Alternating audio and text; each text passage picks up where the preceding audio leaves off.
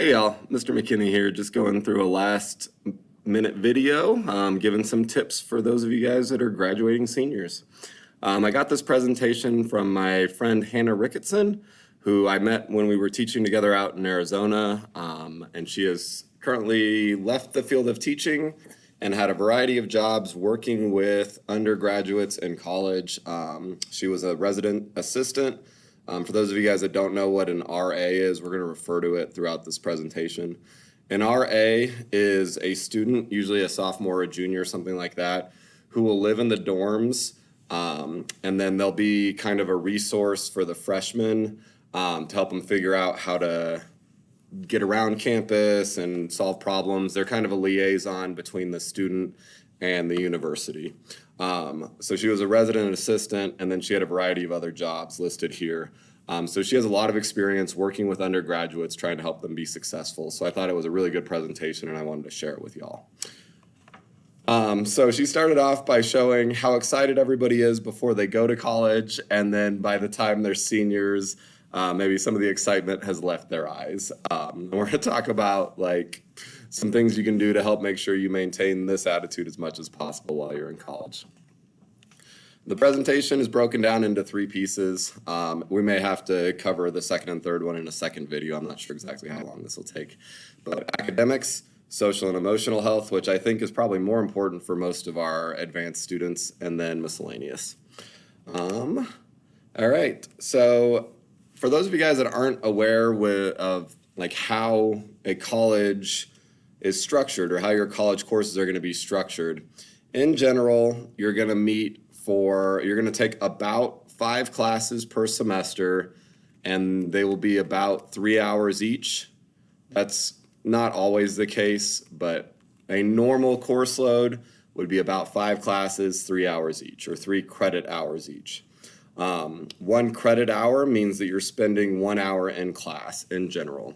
So either an hour a day on Monday, Wednesday, Friday, or an hour and a half on Tuesday, Thursday, or 3 hours all on one day, potentially on a Wednesday evening. So if you take your freshman science course, which is a 3 credit hour class, you will be meeting for 3 hours a week. In general, you'll take about 15 credits per semester. Some of them will be a little bit more, some of them will be a little bit less. And most degree plans will need about 120 total. So if we divide that by 4, we need about 30 per semester, 30 per year, 15 in the fall, 15 in the spring. You probably already have some credits, potentially from my AP Calculus course, or any other AP courses or dual credit classes you've taken.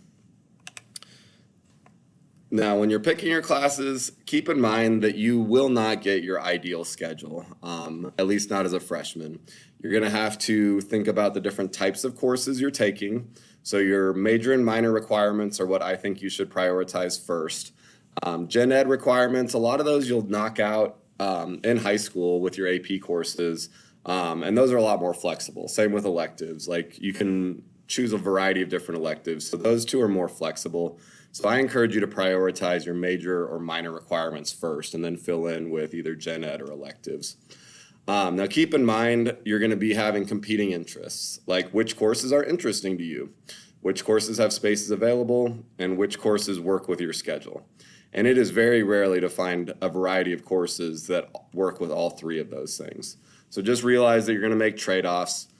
For example, my advice is to try to avoid 8 a.m. classes unless you know you're a morning person and you will attend them. Traditionally, students tend to skip their 8 a.m. classes.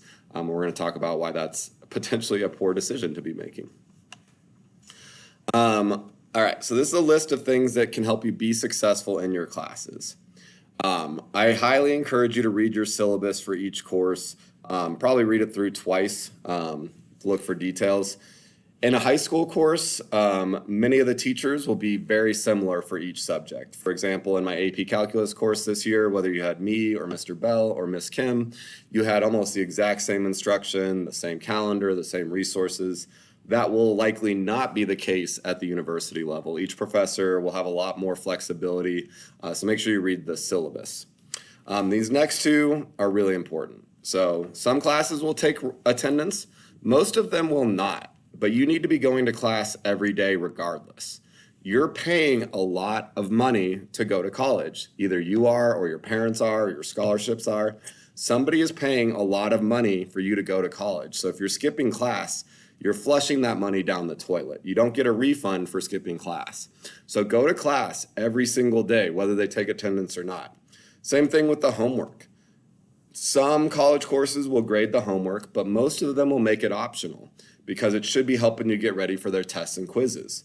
You need to be doing the homework, whether it's a grade or not, so that you can be successful in those tests and quizzes, because you won't get a second chance the way you do in high school.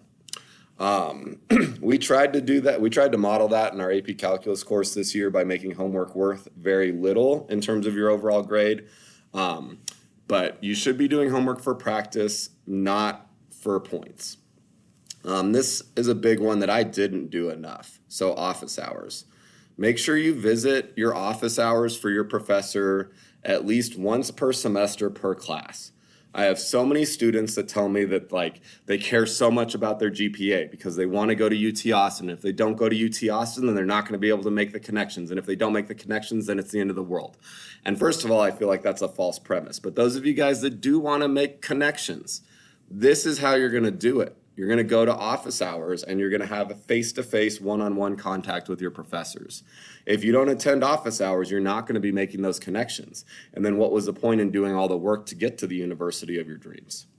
Also, make sure you find a class buddy. If you get sick and you miss class, or you have something else going on, or you oversleep or whatever, you don't want to be asking the professor what you missed because they're going to ignore you. You need to have a friend in class that can tell you what you missed. Ideally more than one, try to create a study group. Chances are part of your tuition is going towards a tutoring center anyway. So make sure you're taking advantage of it. You're going to be paying for it whether you use it or not. So you might as well take advantage of whatever resources are already on campus that were already part of your tuition fees. A general rule is that for every hour you're in class, and you'll probably be in class for about 15 hours per week, you should be spending 2 to 3 hours outside of class. So that would be roughly 30 to 45 hours doing homework and studying and research and writing, things like that. For most of you guys, I'd say 30 hours is probably going to be enough. Some of you guys will need the 45 hours.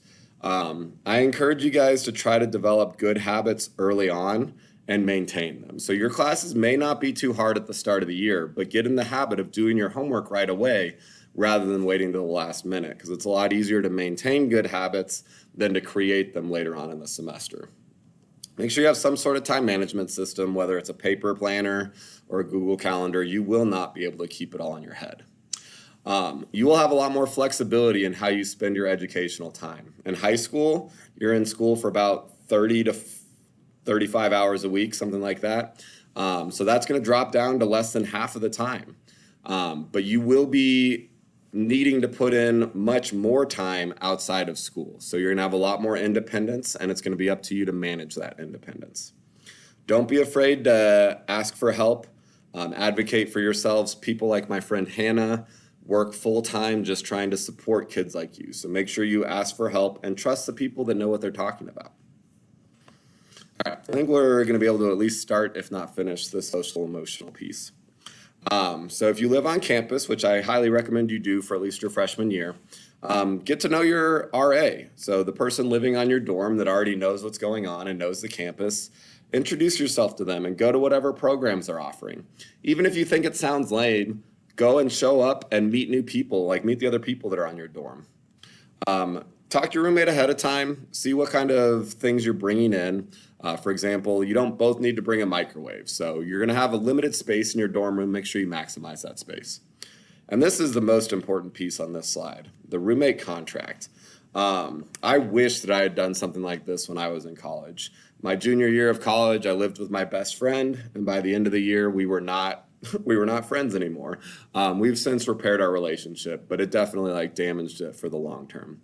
So I encourage you guys to have some sort of roommate contract and have this conversation at the start of the semester. Talk about what your expectations are for things like quiet hours.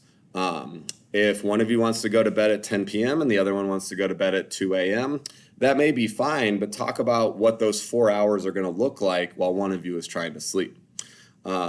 Talk about what your expectations are for guests. Are you okay with having guests over every day, only on the weekends, a certain number of days per week?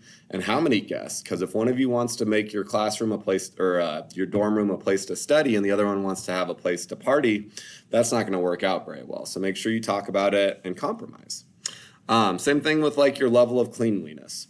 Some people are going to want the dorm room to be cleaner than others, which is okay, but just make sure you talk about it and talk about what your expectations are and come to a compromise on what you can agree with. If one person does all the cleaning because they want the room to be cleaner, they're going to end up resenting the other one. So make sure you have that discussion ahead of time.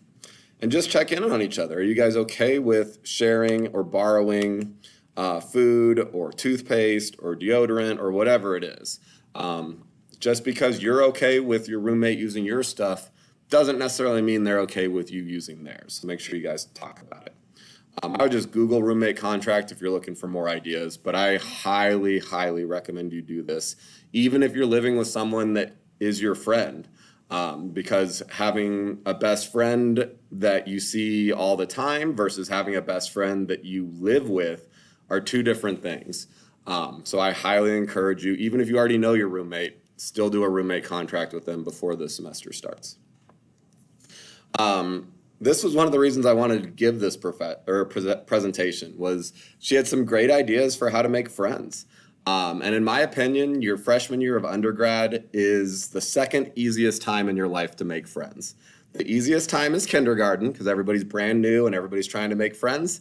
And then the only other time that's almost as easy as kindergarten is your freshman year of undergrad because everybody's brand new and everybody wants to make friends. And ideally, you don't know everybody else. Those of you guys that are going to UT Austin, you will know some friends there. I encourage you to ignore them and make new friends. Otherwise, you're just going to have 13th grade, 14th grade, 15th grade, 16th grade instead of a true undergraduate experience. Just like in high school, I encourage you guys to join a club, maybe two, but don't join 10. You can't be in 10 clubs. Pick one or two and get really involved in them. Go to your RA events and other campus events just to meet people and see familiar faces.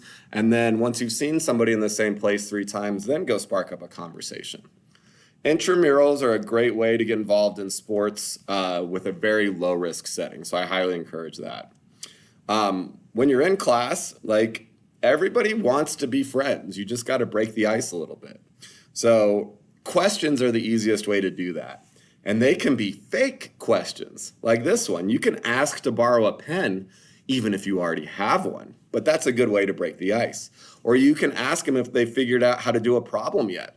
And if they don't know how to do it, you can explain how to do it if you already know how to do it. So just spark up conversations with questions. And then once you find some people that you enjoy talking to and potentially hanging out with, ask them to do stuff. Ask them to eat dinner with you in the dorm or have a study group or go to one of the RA events or campus event, whatever it is. So start with questions. Fake questions are the best questions. Maybe not the best, but they might be the easiest way to break the ice. So don't be afraid to ask a question that you either already know the answer to or you don't really need help with. I'm going to stop here and then pick up this in part 2 of the video because I don't want to get cut off halfway through my thought.